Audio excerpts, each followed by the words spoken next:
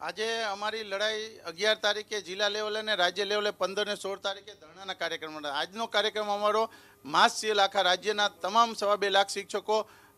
માસ cell ઉપર જોડાયેલા હતા અને આજે વિધાનસભા ઘેરવા માટેનો અમારો કાર્યક્રમ હતો. અમારા વિધાનસભા ઘેરવા માટે અલગ અલગ જિલ્લાઓમાંથી શિક્ષકોની ધરપકડ કરવામાં આવેલી હતી અને અહીંયા પણ મોટી સંખ્યામાં ધરપકડ કરવામાં આવી હતી. છતાં અમારા શિક્ષકો વિશ્વાસ અને ભરોસા સાથે મોટી સંખ્યામાં ઉપસ્થિત રહ્યા અને આજનો લડતનો અમારો કાર્યક્રમ છે અને સફળ બનાવવા માટે મારા 2.5 લાખ શિક્ષકોએ આજે જ્યારે ભરોસો અને વિશ્વાસ મૂક્યો છે એ બદલ અને જે મંડળોએ અમને ટેકો આપ્યો છે એને સૌ પ્રથમ તો હું લાખ લાખ ધન્યવાદ આપીશ. આજે જે લડાઈ અમારી હતી અને જે અમારી માંગણી હતી એ મુખ્ય માંગણી 97થી સળંગ સરીસ બાબતની હતી. અન્ય જે પ્રશ્ન હતા એ શિક્ષણ વિભાગના નાના મોટા પ્રશ્નો હતા. 97ની સળંગ સરીસ બાબતમાં આજે માન્ય મુખ્યમંત્રીશ્રીએ તાત્કાલિક હકામ થઈ અને 3 મંત્રીશ્રીની કમિટી બનાવી. માન્ય ભૂપેન્દ્રસિંહ ચુડાસમા સાહેબ અને માન્ય આરસીભાઈ ફળદુ અને નીતિનભાઈ પટેલની આ કમિટીના સભ્ય તરીકે માન્ય ભૂપેન્દ્રસિંહ ચુડાસમા સાહેબ સાથે અમારે સર્કિટ હાઉસમાં જ્યારે બેઠક થઈને હકારાત્મક જ્યારે બેઠક થઈ અને એમણે કીધું કે આ જે સંપૂર્ણ જે બાબત છે એને સ્વીકારવા માટે અમે પણ અમારું મન ખુલ્લું છે અને ચર્ચા કરી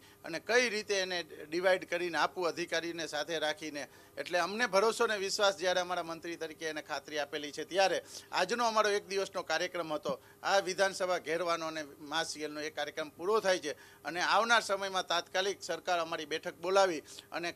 જે કંઈ અમારા પોઝિટિવ નિર્ણય કરવાનો જે ઝડપથી થશે એવો ભરોસો અને વિશ્વાસ છે. અને આજે જે અમારી સીસીસી બાબતની પણ હતી એની પણ મુદત વધારી દેવા માટેની માન્ય મંત્રીશ્રીએ આજની જ એ પત્રની જાહેરાત થઈ જશે અને અન્ય જે નાના મોટા પ્રશ્નો છે ટાટના કે બીજા અન્ય એની પણ શિક્ષણ વિભાગ દ્વારા જે કંઈ પ્રશ્નો છે એ શિક્ષણ મંત્રીશ્રીએ ખાતરી આપેલી છે. આપણે દ્રશ્યો જોયા જે પ્રકારે શિક્ષકો સાથે વર્તન થયું, જે રીતે એમને પણ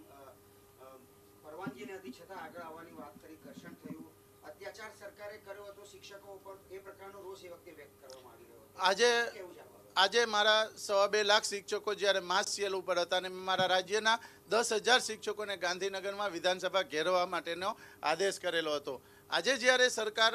વિધાનસભા ઘેરવા બાબતમાં વિધાનસભા ચાલુ હોય ત્યારે મારા દરેક જિલ્લાના હોદ્દેદારોનો પ્રમુખોની અને અમારી ખુદની પણ ગઈકાલે રાતથી જ ધરપકડ કરીને અટકમાં લેવામાં આવેલા હતા અને અમારા જુદા જુદા જિલ્લાઓના પ્રમુખોની પણ અટક કરવામાં આવી હતી. અને જે જગ્યાએ અહીંયા ગાંધીનગરમાં પણ જેટલા શિક્ષકો આવેલા એની અલગ અલગ જગ્યાએ ધરપકડ કરીને રાખવામાં આવ્યા હતા. અહીંયા પણ અમારા શિક્ષકો છેલ્લે અમારી લડાઈ માટે છેક સુધી પહોંચવા માટે એને કદાચ પોલીસ સાથે સંઘર્ષ કરવું પડ્યું. પોલીસે જે કંઈ રીતે એના શિસ્ત એના વ્યવસ્થા માટે કર્યું હશે બળ પ્રયોગ, અમે પણ એ પોલીસે જ્યારે અમે કીધું ત્યારે અમારા જેની ધરપકડ થઈ હતી જેટલા જિલ્લાઓમાં થઈ હતી એ જિલ્લાઓમાં પણ અત્યારે મારે દરેક સાથે વાત થયેલી છે અને બધી જગ્યાએ જ્યાં રાખવામાં આવેલા છે અહીંયા સારી રીતે કોઈ અમારે પણ જ્યાં અમારો સંઘર્ષ અંદર જવા માટેનો બળ પ્રયોગ હાલતો હતો, અમારો પણ બળ પ્રયોગ હાલતો હતો, ત્યારે બંનેના સંઘર્ષના કારણે નાના મોટી બાબતો બનેલી છે. એ બદલ જ્યારે શિક્ષકો પોલીસ જ્યારે એની જવાબદારી હોય ને અમારી ફરજ અમારા હક માટે લડવાનું હતું ત્યારે કદાચ આના માટે જે કંઈ પરિણામ આવે એના માટે શિક્ષકો લડવા માટે નીકળ્યા ત્યારે આ જે કંઈ સંઘર્ષ થયો હોય ત્યારે મારા શિક્ષકોને જે ઠેસ પહોંચી છે અને એના માટે સરકારે પણ અમારી માંગણી ન સ્વીકારવાના કારણે આ લડતનો કાર્યક્રમ આપવો પડ્યો અને શિક્ષકોએ જ્યારે આવો સંઘર્ષ કરવો પડ્યો તો આ બાબતમાં સરકાર પણ બીજી વખત વિચારે કે આવી જ્યારે પ્રાથમિક શિક્ષકોની માંગણી હોય તો આવો સંઘર્ષ ના થાય. અને જે કંઈ બનાવ બન્યો છે એ રાજ્યના 2.5 લાખ શિક્ષક તરીકે હું પણ આ બાબતે મારા જે કંઈ જવાબદારી તરીકે